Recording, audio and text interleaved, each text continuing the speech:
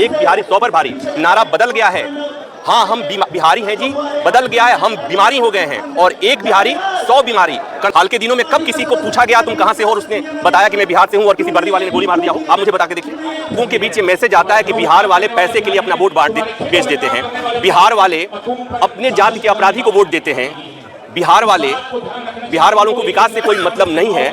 जब तक बिहार के लोग इस बात से, पैसे की राजनीति इससे नहीं ऊपर उठेंगे, तब तक बिहार के लोगों को ऐसे ही नेता मिलेंगे। देखो, मैं इसको ऐसे देख रहा हूं कि ये बिहारी पहचान, बिहारी अस्मिता की हत्या है।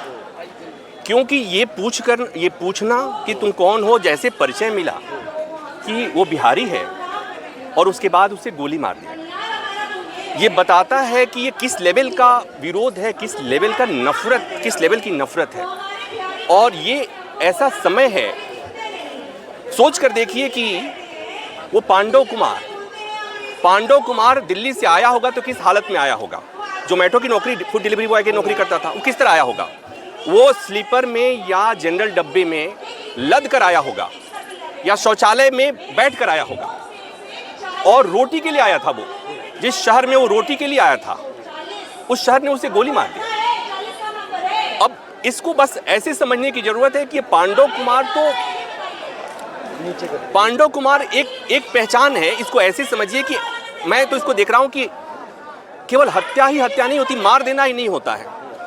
यहाँ पर पांडव कुमार जैसे जितने अनस्किल्ड लोग हैं जो रोटी के लिए दिल्ली जैसे शहरों में जाते हैं, वो रोज मरते हैं, तिल कर मरते हैं। मैं तो कहूँ कि जैसे अभी कुछ दिन पहले नोएडा में श्रमिकों का आंदोलन था, आपने देखा कि पुलिस ने दौड़ा कर मारा था, कुछ लोग अभी भी जेल में हैं। उस श्रमिकों में वो क्या मांग रहे थे? वो मांग रहे थे मिनिमम इतना हमें तनख्वाह दे दी जाए, मिनिमम वेजेज, ताकि हम जिंदा रह सके, जीवित रह सके। उन्हें दौड़ा के मारा गया। आपको पता है उसमें कौन थे?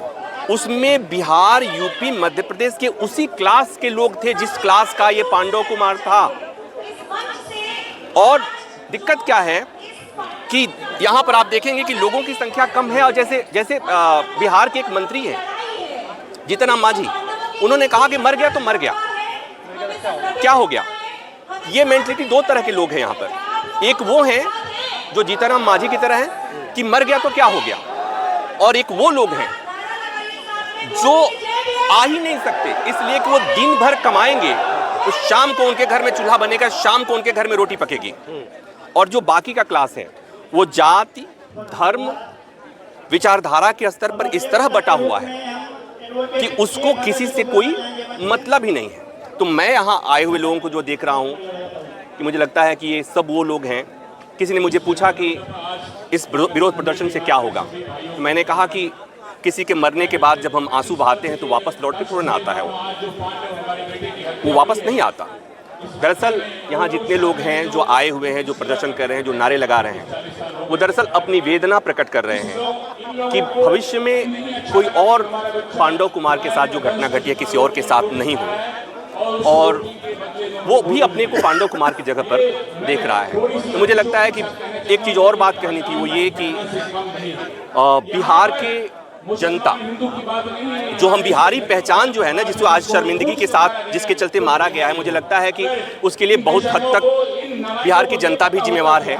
इसलिए कि जब लोगों के बीच ये मैसेज आता है कि बिहार वाले पैसे के लिए अपना वोट बेच देते हैं, बिहार वाले अपने जाति के अपराधी को वोट देते हैं, बिहार वालों को विकास से कोई मतलब नहीं है, बिहार वाले ऐसे लोगों को अपना नेता बना लेते हैं जिसे बिहार से कोई मतलब नहीं है, बिहार के विकास से कोई मतलब नहीं है, तो फिर ऐसे ही होगा।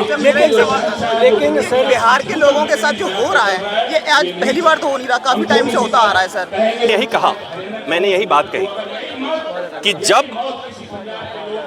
कहा जाता है कि जैसी प्रजा वैसा राजा, अब जब तक बिहार के लोग जाति, धर्म, संप्रदाय, अपनी जाति से इस वाले राय से ऊपर नहीं उठेंगे, जब तक बिहार के लोग इस बात से, पैसे की राजनीति इससे नहीं ऊपर उठेंगे, तब तक बिहार के लोगों को ऐसे ही नेता मिलेंगे। तो कैसे, जब पूर्वांचल के सबसे बड़े चेहरा है मनोज तिवारी, दिल्ली के जो सांसद हैं फिर भी कोई आवाज़ नहीं। वो तो कह रहे हैं कि इसके लिए जिम्मेदार है कि वो लालू सरकार।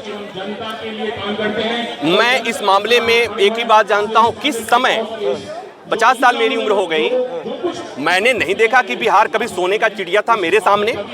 तो जब आप ये कहते हैं कि उनके समय में क्या हुआ, आपने जब कहा कि उनके समय भी ऐसा स्थिति था, इसका मतलब कि आपको अधिकार नहीं है, आपको सरकार में रहने का अधिकार नहीं है।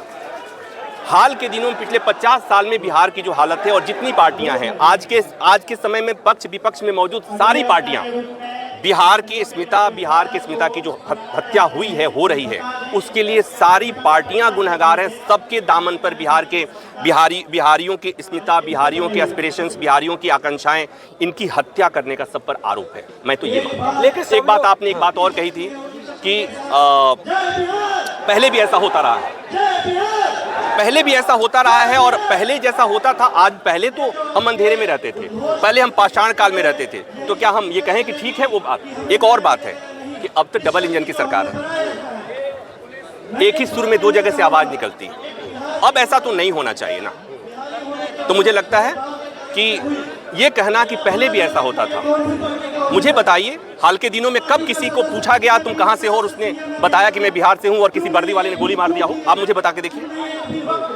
सर, गोली एक पुलिस वाले ने मारी है, लेकिन जब मनोज तिवारी से ये कहा गया कि एक पुलिस वाले ने इसको गोली मारी है लड़के को, तो मनोज तिवारी का कहना था पुलिस वाला मत कहिए, एक व्यक्ति ने गोली मारी है और पुलिस वाले ने पकड़ा है, मतलब पुलिस वाला उसके साथ मत लगाइए। तो ये कवर अप क्यों किया जा रहा है? आप इस बात को अच्छी तरह जानते हैं। डबल इंजन की सरकार होने में होता क्या है कि क्रेडिट लेने में फायदा होता है, इसलिए कि दिल्ली पुलिस जो है केंद्र सरकार के अंदर में आती है और जैसे ही मनोज तिवारी ये मान लेंगे कि वो पुलिस वाला है, वैसे ही ये डबल इंजन की सरकार एक इंजन दूसरे को कॉन्ट्राडिक्ट करेगा। इस बात को आप समझिए।